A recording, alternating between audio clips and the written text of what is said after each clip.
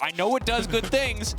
I don't want to see those things. I want to see none of the good things or the bad things. I want no Kalista for either side. But wow, okay. So Vladimir picked up. Yeah, so there have been a couple of Gwen counter picks circulating, and the Vladimir has been one of the more successful versions of it. I do like this for Broken Blade. He has played and had a long history on Vladimir. North American finals as well when he was on TSM. Huge Vladimir play from him. So do have confidence in Broken Blade playing into the Gwen. And there's my Kai'Sa, Daniel. The herd can be happy. G2 fans and the herd breathing a sigh of relief. There will be no Kalistas in this game. G2 herd here. Strong. G2 herd. Oh no. It's not a G2 army anymore. It's a herd. Oh boy. It's going to be loosey-goosey today, but an explosive bottom lane. We're back, folks. We remember it from 2019. We've all been waiting for it, even if you didn't know it. Kai'Sa, Xayah, meta has returned. Yes, it took a couple bans. Yes, it took a lot of Kalista failing. But finally, the hypest 80 carry meta possible has returned. Now, though, as we enter the second ban phase, Sylas taken away, trying to limit some of Caps' options in the mid lane, as well as the Rakan, that super reliable engage, and obviously the pairing of the Xayah Rakan. Yeah, honestly, too, as much as everyone is focused on the G2 comp, the Buffalo answers here with dual counter engage, Galio and Xayah, is pretty strong. As we said, whenever you pick the Kai'Sa, the next sentence that we went with was you have to worry about the counter initiation and the Xayah and these reaction sort of picks here. So Bard gives you even more delay time with the ultimate, more possibilities there. Not gonna lock it in quite yet. I do like leaving support final counter pick. That's quite interesting. Technically, Galio could also be rotated to support. We haven't seen it this tournament, but it has been a possibility in the past. It's much more likely to go mid though, and they just lock in the Aatrox into Vladimir for the healing 1v1 on top side. Yeah, we just got the bloody drain tank boys there on the top side. Nautilus now locked in, not to the surprise of anyone, just a very standard strong pick. Obviously was the premier support pairing when Kai'Sa was meta previously. So no surprise to see it again there. However, Galio, the thing that I love about him is he obviously just generates so much space for your carries. As long as Galio has W up, it makes it very hard for the Wukong to leap in. Part of the reason why he was so good into champions like Akali back in. Again, I'm really stuck on 2019-2020 meta. It's a good time for League of Legends. Anivia would be the spice. It's a shout out. I think it's just a shout out for later in the day. It is locked in. And here's the thing. Aatrox short range, yes, he can get over the wall. Gwen short range, yes, she can get over the wall as well. But Xayah, you throw the wall behind her, she can't do anything. Galio obviously going to have a miserable time in lane. If he ever tries to E in and Anivia just ults on the ground, that man's just getting burned down. It's really interesting because it diversifies G2's team comp. Because previously they were so heavy on dive all in, and Anivia gives you way more outs. Anivia, really good wave clear. Obviously doesn't have to dive at all, is much better in these set up secure team fights. So very, very interesting kind of pivot there in the face of so much counter dive with Galio and Xayah and Renata. Renata, the final piece of the massive amount of counter initiation here, is so much better when people are diving into you. So Anivia gives them a bit more range, a bit more security there from the mid lane from Caps. And of course, like you're saying, is quite good into the Galio itself. So both fits in answering the opponent's team, but also the lane here. So I do like that. Very interesting and important game here as well for G2, with the race for that third and fourth spot moving towards semifinals. And of course, a win here does secure G2 at least a tiebreaker game for knockout stage. Obviously, the specifics will discover more as the day continues and as more matches are played. For now, Saigon Buffalo playing to upset the apple cart. Wow. The herd. The herd. Sleep-deprived me has a lot of weird phrases. That's all I will say. So we're going to see how it works out. The Anivia obviously did fantastically the first time in Stage 1 up against EG. We'll see how it fares against Saigon Buffalo. And a huge, huge game. And I feel like Saigon Buffalo yesterday playing... Oftentimes we see this when teams are knocked out or on the edge of knocked out. They play with, like, no fear. And it's a horrifying thing to deal with. We see it all the time. I don't know if you see this in LCS as well, but in LEC we see teams who are, like, once they're eliminated from playoffs, play like absolute mad lads, and they play the best league they've played all year. Yeah, when you have no pressure on you. We definitely did see that. We saw that from TSM starting to finally get some wins after they were fully eliminated. I was more curious about what was Jankos saying in that shot. every member of G2 intently listening, and Jankos kind of belting out some early game instructions, it looks like. Always love when we get to see, you know, those pictures of them just before we go into game, because that's where it really is important. Laying out your early game, laying out your level 1. You know, how do we want to play this out as soon as we've seen the entire team comp match up? And obviously we had the swap there with BeanJ being able to take up the Gwen. And it is going to be the jungle Gwen. It's definitely a bit slower, a bit more farming oriented. But Wukong is also really focused on those team fights. So we'll see if there's any sort of extra early ward. He doesn't place the trinket down towards red or Raptors. I mean, this is interesting. Jungle Gwen obviously picked that I only saw a few times domestically in the LEC, something that has been played a lot in solo queue, but I'm curious what your thoughts are on this pick generally, what it brings. Because obviously solo top lane one we're very used to seeing. Yeah, I do like it in solo queue because it does give you more autonomy. You know, it's more possibilities of 1v9 and not having to trust your team later. But it does take longer to scale than most of the predominant junglers right now. A big part of junglers right now is getting very powerful early so that you can have an impact on the Rift Herald.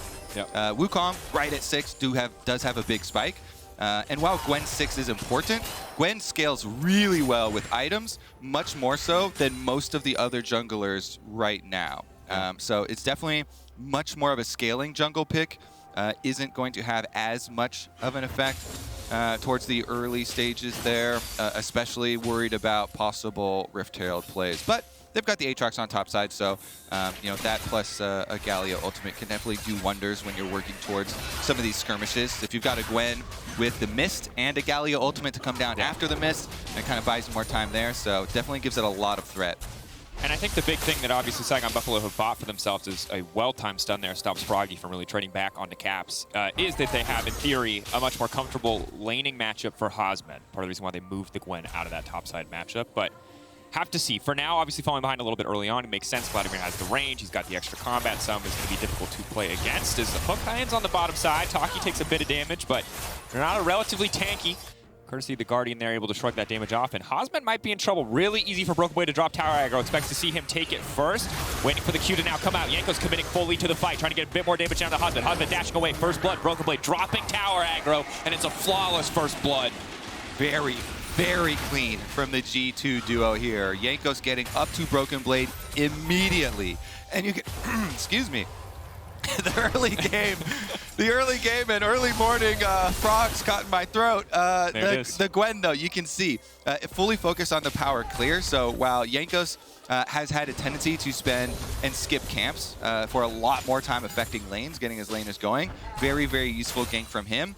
Gwen has gone with the full clear, power clear towards the bottom side, and now you see him here over the wall. Oh, Caps not ready for that one. Snip, snip, now down under the tower, just outside of tower range, means Caps is going to fall. A bit of a delayed kill back, but BeanJ now getting snowballed. Yes, and this is a scenario where 10 out of 10 times you do want the jungler taking the last hit, because Galio is the supportive one, and you've got the carry, scaling jungler. Drakos, if you get your early kills on a jungler like this, then all of a sudden, you know, the difference between a top lane Gwen and jungle Gwen starts to shrink because so much more money funneled into BeanJ now with their early kill onto Caps, and taking away the egg passive now will make him much more vulnerable. This means, ooh, really nice spacing there on Froggy, by the way. Just outside of the Q from Anivia with the Justice Punch, and then able to get right back in. That was beautifully played by Froggy. Running Ignited, ticking down, trying to walk back in and get a cheeky auto, hoping to turn this one away, realizing he's already going to drop, but that's going to be the laning kill, massive for Saigon Buffalo. And Kobe, they just keep winning. They've got their Gwen a kill in the early game. AP Jungler's clear speed goes through the roof with early gold, and now they've got the more aggressive laning combo in the Renata plus Xayah, and they're ahead in lane 2. Since yesterday, especially, Froggy has just been fully unleashed, and the Saigon Buffalo here are falling right back up on it. So this is why Renata is so good into a lot of these melee matchups right now. A very good counter engage. Taki, they're able to get him with the handshake, and then on the way out, they chase down the kill. Really, really good stuff here from what's been the most consistent part of this team has been their bottom lane. I think the newest and most important member to step up has been Froggy and BeanJ. So that mid-jungle duo from yesterday, huge performances out of them to get the Buffalo their first win. And they're continuing their strong play today. Certainly are. And I think incredible to see this early game come out. I was concerned a little bit, honestly, after that topside gank. It played so well. I started to wonder, oh, is Jankos going to pull ahead? But now BeanJ, you can see individually, 1 kill as well. Matching, his clear speed is still going to be insane. The bot lane is going to be in trouble. So hard to play against this Xayah with any kind of advantage. And while Targamas is trying to roam, Saigon Buffalo are responding. Taki is everywhere that he needs to be. They're not really getting the edge in terms of map movement, and Saigon Buffalo pushing forward, leveraging their individual laning advantages to secure this Drake. Yeah, they've got a Galio ult advantage, and Caps has no egg for Anivia. So not only is Galio going to be way more impactful in moving down the river for this dragon fight, just champion to champion, but also not having the safety there. Anivia does not want to get caught out early on, especially with no passive. So they only, for the side of G2, get Jankos over to that red buff. He did get a pretty deep ward here. At least we'll see the spawn number 2 in their red quadrant of their jungle on the top side of the map there for Saigon Buffalo. Broken Blade is the point of power for G2. Got the early gank from Jankos, and as soon as he cleans up the rest of that minion wave, will reclaim a bit of the CS lead that he has on the top side. Obviously, Vladimir very good at scaling for some of that AoE damage later on into the game, though Xayah is one of the more difficult AD carries to dive. Yeah. Shogun obviously pretty comfortable. We'll see. I've been impressed with Taki in the early runs. He's been a lot, putting a little bit of pressure towards mid. But I'm also watching BeanJ, because this is a champion that I haven't seen too much of in the jungle for a long time. So far, my only opinions are clear speed, good. Clear speed, very good. Other than that, I'm waiting to see what Gwen is going to do when she's not locked into a lane. Because she's not a traditional CC champion. She doesn't offer a lot of playmaking. She relies more on other people around her to kind of set those plays up. Yeah, fortunately for you, there's no real mystery with the champion. It's still very straightforward. Similar Gwen things. It's just that you rely on your laners to have that CC and the setup for a lot of your ganks. Like you're saying, you can't force as many. Once you get level 6 and you've got your ultimate, then you become really threatening, though. And so for BeanJ, why it was so big for him to get that early kill. Ooh, nice. Able to still get off that recall there for Aatrox. Normally, after you're full clear on Gwen, you've got a little bit of extra time that goes to waste. Most other junglers, can do something with it, affect a lane or something like that, but usually the level 4 Gwen doesn't have that big of an impact, but you got a very efficient early stop in there to mid lane to get that money, and look at him. Build path here accelerated. But for G2, this Herald that we mentioned and the difference between the two junglers, Jankos takes no hesitation, starts up that Herald. They've got a control ward on it, and since the Buffalo have committed 2 members to stay bottom, they should for sure just give up this Rift Herald. It's only really counting how many turret plates do you get in payment for it, because G2 will pay that price on the bottom side. 2 turret plates in total have been taken, though already a lot of damage was done after that early kill. Yeah, it's so hard now for Flakked to step forward as long as those feathers are down. You can see Targamas looking to lock in. Hey, we were talking about TSM earlier. Completely zoned off the tower as well, though. I want to point out. So, Shogun and Taki absolutely, monstering on the bottom side of this map. The Saigon Buffalo bottom lane has been such a point of power for them, and now BeanJ is coming to join, and they've got a Galio ult. Gonna be big. That's the ulti now going down. Targamas just means that he's walking away a little bit. Flakked has the ultimate to reposition if he needs to. He's trying to get away from BeanJ. Jankos now on the way in. Saigon Buffalo, have they overstayed? Shogun so incredibly low. Taki incredibly low, but Targamas already down. Jankos looking to finish 1 kill, trying to stop the feathers from coming back. Clean flash from Shogun to finish the job, and BeanJ now hungry for a little bit more blood. One more on is gonna proc him, but it's not enough. Snip, snip, baby! It was getting dirty there for a second, Daniel. I thought G2 were going to clean up more kills, but in the end, the Buffalo with the extra person, Galio ult, means the difference. Caps on Anivia can't really get down there. Could teleport to the tower, but decides to push the wave instead. Gets 1 wave into mid-turret, and the Buffalo will get not only the extra kills on the bottom side of the map, but the entire turret in the aftermath. Look at the start of this dive. So they were not an ultimate to keep Targamas decently close, but then just outside of that Galio range, and they take a lot of tower shots. BeanJ is trying to do a lot of work on this top side versus Jankos and Flakked, keeping them out of the actual tower dive itself. But once Jankos gets back in there for the double kill, starts to look like G2 are going to get a decent amount of money back until BeanJ on this Gwen jungle. Riftmaker already done. Got Guess the what? Riftmaker. Got the free boots. This man is zooming. This is your solo queue jungle Gwen. This is the dream. When you get 3 early kills on this champion, Riftmaker 10 minutes into the game, this is huge jungle game for him. Yeah, I'd say for EU fans, that definitely qualifies as a scare prize. Don't forget to grab your exclusive scare prize Prime Gaming emote so you can strut when you flash in and turn a fight, or when you lose slowly to a 3-0 Gwen. All things are available here in this context. Jankos, of course, did get 2 kills, but Flakked. Hold that thought. Flakked has cleanse, but I don't think he wants to use any summoner spells here. He knows he's down, and BeanJ now on a rampage. They are feeding Gwen every kill across the map. Yeah, you have to respect that there's no tower left for you for G2. They've lost so much defense so early on into this game, and the Buffalo punish again. Roam down to the bottom side. Now they're roaming up towards mid. Can Taki get him? Taki locks him down. That's going to be the handshake. Now here come the scissors. Oh no, that's a sad time to have the passive back up. Shogun grabbing the kill. Saigon Buffalo completely out of contention. G2 playing for a guaranteed chance at a tiebreaker, but it is Saigon Buffalo who are playing the better League of Legends right now. They're absolutely smashing G2. This is insane! The Buffalo are destroying G2, getting flashbacks to 2019 when they 2-0 G2 at that MSI. Jankos, though, the strong member on the team, has the Divine Sunder. Topside, their strongest point compared to the rest of the map. Maybe they can get something done here, but Jankos getting pulled back by the chains. Tower shot will not finish it. The bastion of hope for G2 has been their successful plays on the top side of the map. Jankos plus Broken Blade combining yet again for another successful gank, but it does come at the cost of second Dragon, only 12 minutes into the game. Very quick pace here for the Saigon Buffalo, and with the amount of gold lead that they have accrued for themselves, they should be able to continue stacking and push this ahead. Jankos, though, pop this Rift Herald, get as much money into Broken Blade as you possibly can. They're actually just going to leave it here and let the tower deny a little bit more as far as the minions. They get out, they want to overstay their welcome. It's important when you're trying to make comebacks in games like this, not to overstay, not to, rush it too much and get too greedy. A lot of comebacks really come in multi-step process.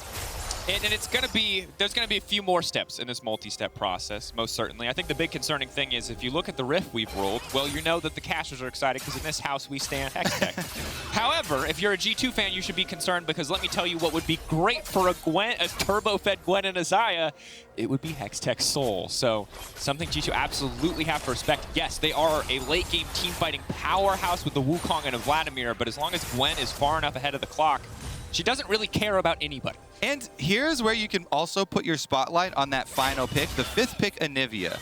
As we said, it's so different from the rest of the G2 comp, where Anivia gives you a lot more wave clear and gives you some stalling if you need it. Turns out they are going to need it in this game. And Saigon Buffalo don't have the perfect delivery system for a Galio. Gwen and Aatrox kind of walk their way into your team. They can walk a little bit faster sometimes, get Ghost or Flash in there, but it's not as direct a delivery system as sometimes you see with the super heavy dive. So G2 do have options for stalling and trying to get to those breakpoints that you're looking for with the rest of their carries. Yep. Time is the name of the game, as the gold lead is pretty sizable at this stage, 3K. And again, depending on the context, Broken Blade pretty strong individually, has the Cosmic Drive, will be a big threat on the side lane. G2 yet to really find any kind of footing in teamfights. Losing out in lane prio means losing out on tempo, on pushing in and generating this kind of vision. You can see BeanJ moving over the top side. I thought he was going to drop a ward. He didn't have a ward. He wanted to ward, but he could not. And you can see total vision control on the top side of the map from Saigon Buffalo. And what we're going to see is a focus from Saigon Buffalo on suffocating G2 as far as the vision goes. BeanJ is actually just going to walk at them. Hasmed off to the side. That's going to be the TP coming in from the Aatrox. Targamas locked up by the Infernal Chain. Well-placed Q2 to make sure they get the pull back, and that's Targamas getting knocked down. Yeah, it's too scary, Daniel. The Gwen just runs right at your face. Aatrox here as well, jumping over the wall. Hasmed follows it up. And G2, they're going to have to spend every ounce of wave clear that they have to continue delaying. Yeah. Their only kind of benefit is that the Buffalo don't have a great siege team. so it's harder for them to take the rest of the towers in the face of Anivia. Fortunately for the Buffalo, though, neutral objectives coming right back onto the map. They'll just focus on Rift Herald number 2 here and then transition down to the 3rd Dragon, which is at a very quick pace. Yep. Anivia is recalling, but Caps does have his Unleashed teleport ready. He could teleport back after this fight. EV getting lower and lower. Saigon Buffalo maybe secure that one. Looks like they did, as BeanJ is now going to grab it.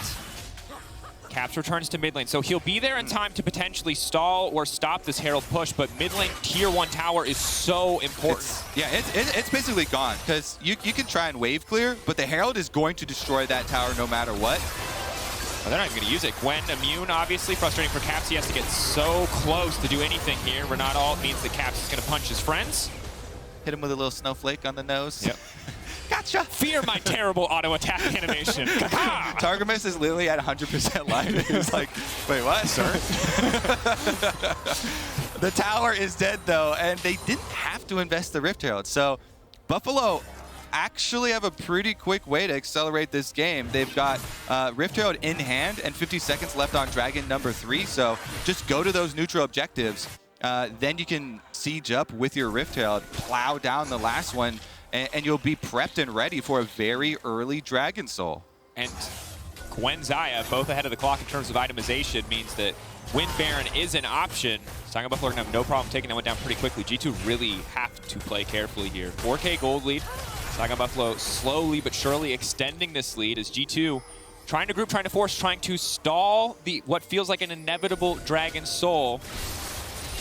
A little bit of damage coming out, forcing an early flash from Taki. Good heads-up play. Gwen now immune and the engage coming out. Jankos might just have to use the ult to make sure the rest of his team can escape. Infernal Chains coming in. Flash is going out. G2 have burned all their resources just to walk away from the fight. Flakked moving into the backside, but doesn't have enough damage to get anything done. Saigon Buffalo having a hell of a time in a fight, but now Hasmed is isolated. The Aatrox healing is big. Oh god, it's flashback to the Shy.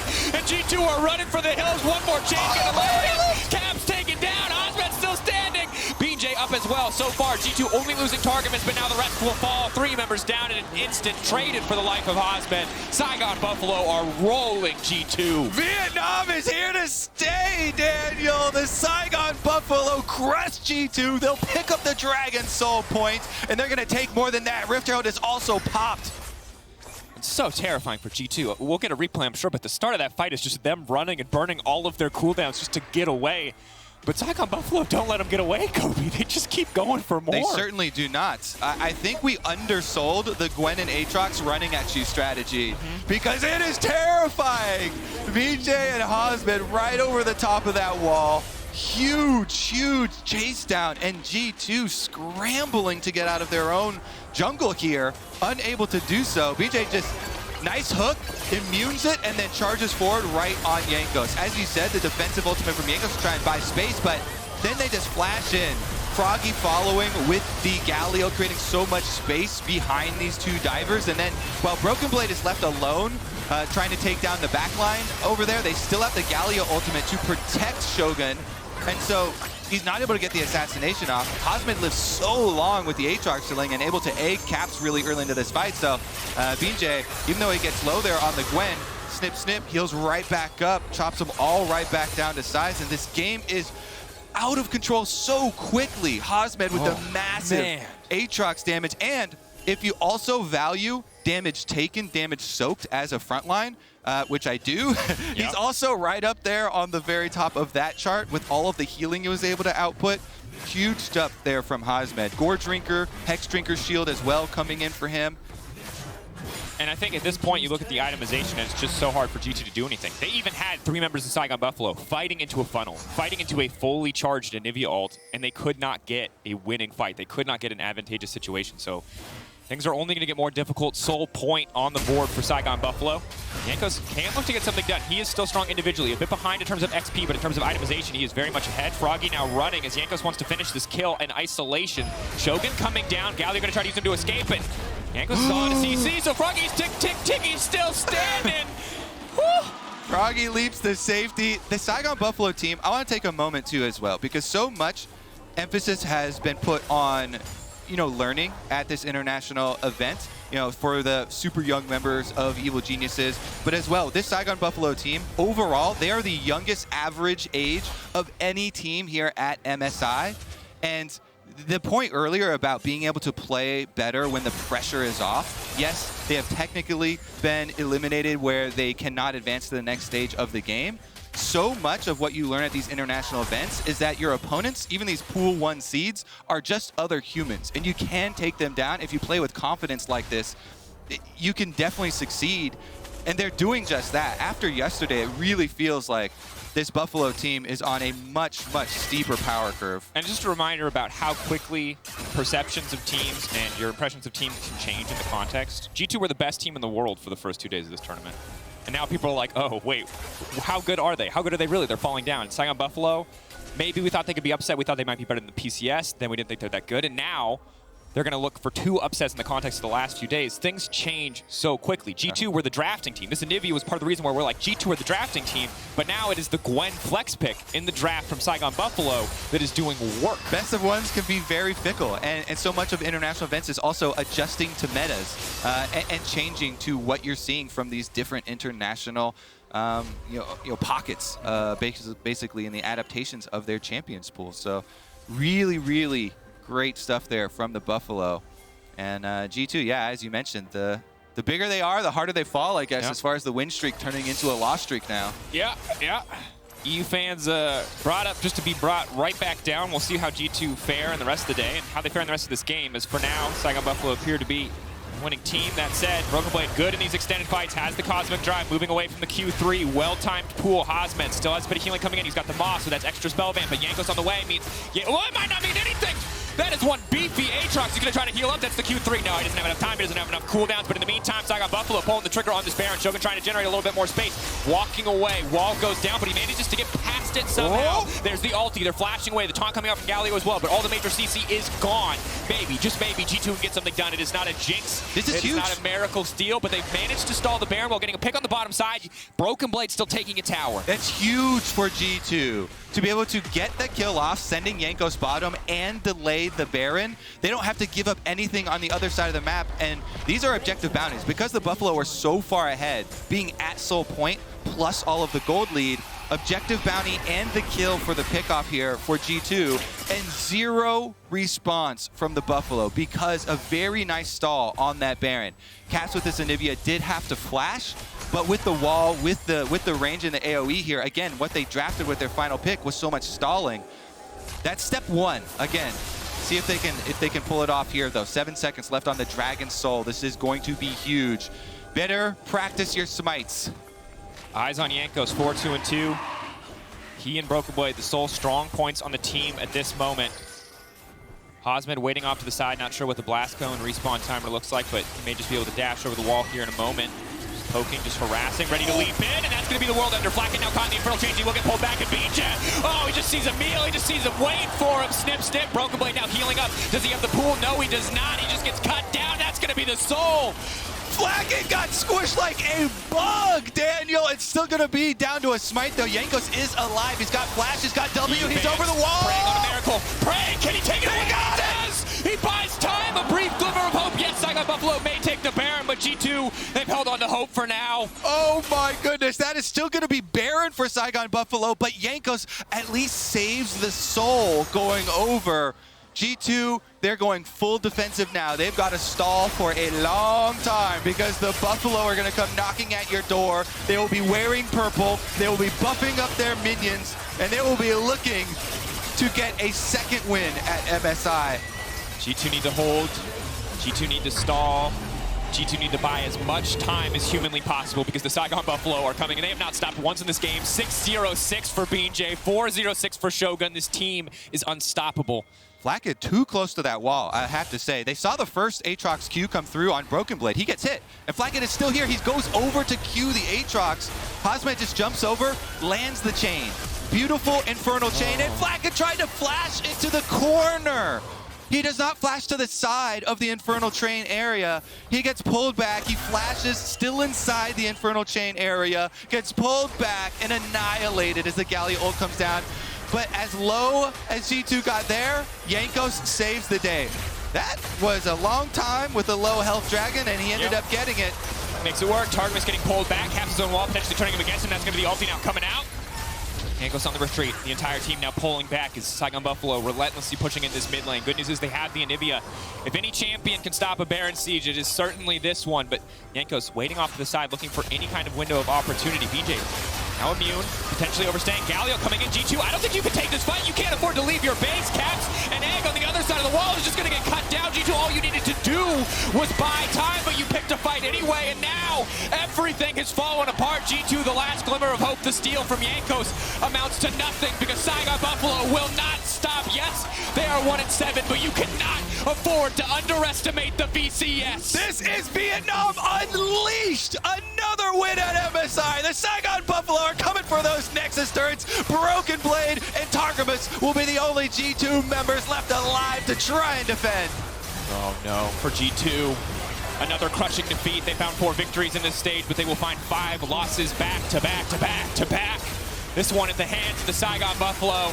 They're not even worried about the champions. They close the game out with confidence. Think about it. Yesterday, Saigon Buffalo on the brink of taking down RNG. Then they get their first win. Another win here. They are on fire. Scaling here at MSI, the youngest average team here at the tournament. And they indeed took notes for the beginning. Now they're dishing out the lessons. And now there's other teams we got to be looking at to take notes, to adapt. For G2, they're not out there. That could have been a guaranteed, at a minimum, tiebreaker at the end of the day. But things are only going to get harder as the day continues. Tiebreaker situation's more complex. Saigon Buffalo winning here, and really credit again to the VCS. Always an incredibly entertaining region to watch. Always